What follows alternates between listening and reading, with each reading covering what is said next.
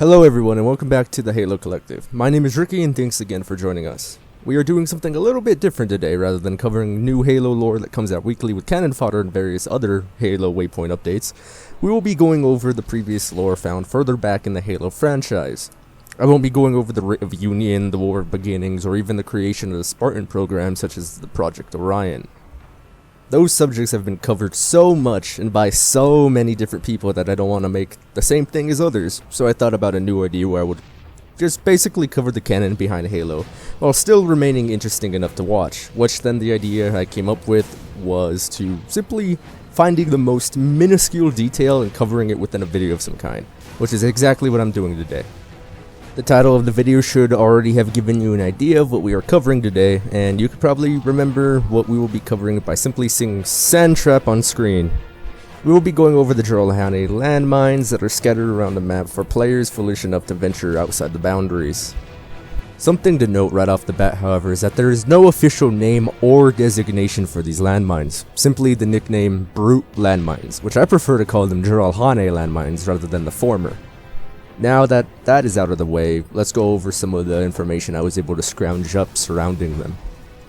These mines on a gameplay standpoint are meant to keep players within the map itself, which is pretty much common knowledge for anyone who ventures out of bounds. I also ventured out of bounds when first exploring this map, and I soon regretted that decision. No official information has been released as to whom created these landmines, but a basic consensus would have to be that the Covenant had created them, specifically the San Shai'um, as after the Great Schism, the San Shai'um needed a way to supply the Jiralhanae effectively enough to protect them from the Singili, which is how we began to see such leaps of technology that the Jiralhanae used from Halo 2 over to Halo 3. The Jiralhanae landmines are buried relatively deep inside the sand and wait for movement from above, in which they spring up roughly around 2 to 3 meters and self-detonate. The prime height for their launch is so that they can be moderately above the target and then shower the target with explosive debris, effectively stopping all methods of the target being capable of defending themselves, which is fairly similar to the real-life S-mine, which have been aptly nicknamed Bouncing Betties and were used in World War II.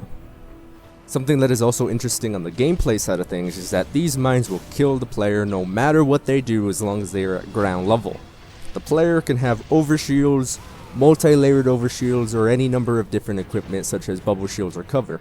The landmine will damage the player directly in all of these situations, which even when the player has multi-layered overshields, the player's body will drop dead and you could still see the shields on the corpse. These mines on a canonical stance couldn't ignore shields and go directly for those under said shields, but that doesn't mean that they aren't a hassle to deal with nonetheless. The landmines in themselves resemble the spike grenades that Jiralhanae have a knack of using within Halo 3's campaign. There are major differences, however, in the overall design, but the similarities are incredibly easy to see. And that's all we have for this episode, everyone, especially since there just isn't enough information surrounding these landmines. If you have any thoughts on these landmines, be sure to let me know in the comments below. Thanks again for joining us, everyone. Be sure to like and subscribe so that you can stay up to date on news and entertainment for anything and everything Halo.